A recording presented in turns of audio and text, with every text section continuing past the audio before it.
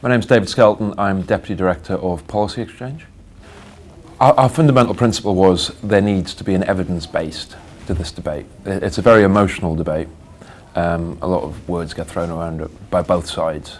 And we thought we needed to rise above the heat of the debate and look at the evidence in terms of the power of marriage as an institution and what has happened when equal marriage has been introduced in other countries.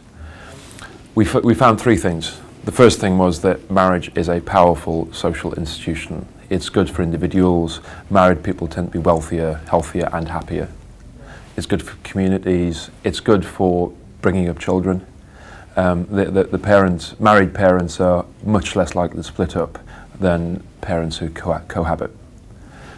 So marriage is a powerful social institution, and we saw no good reason why that powerful, beneficial institution should not be extended to include gay people.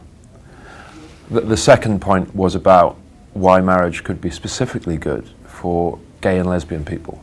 There's been a rise in mental health problems, particularly amongst gay men, what some psychologists call the velvet rage. They suggest that one of the reasons that gay men are more likely to suffer from mental health problems is a feeling of alienation, partially because they have been locked out from institutions such as marriage. The third major point was about the evidence where equal marriage has been introduced abroad. What have been the consequences? Main points are there's been no evidence whatsoever that it's impacted on marriage as an institution. Divorce rates have either gone down or flatlined. Rates of marriage as an institution haven't really been affected. Nowhere has introduced polygamy or any of these slippery slope points that people try to make. Things have just continued as normal. I thought it was quite odd that I was making the case more than they were for the power of marriage as a social institution. They didn't seem to believe that marriage had the same power that I think it has, which I thought was quite odd, given they were a group supposedly all in favour of marriage. But the fact that gay people have been shut out from this powerful institution is a really, really important point.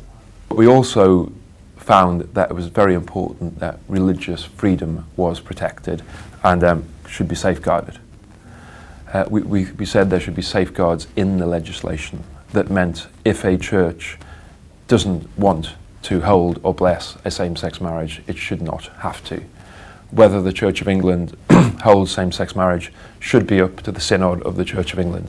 It should not be up to Parliament or a court, either in Europe or in the UK, to decide. It should be up to the Church of England.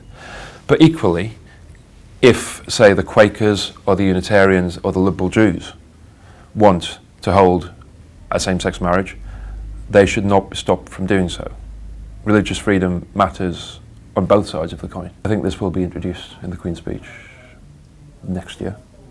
I think it will be introduced, and I think we will be wondering what the fuss was all about.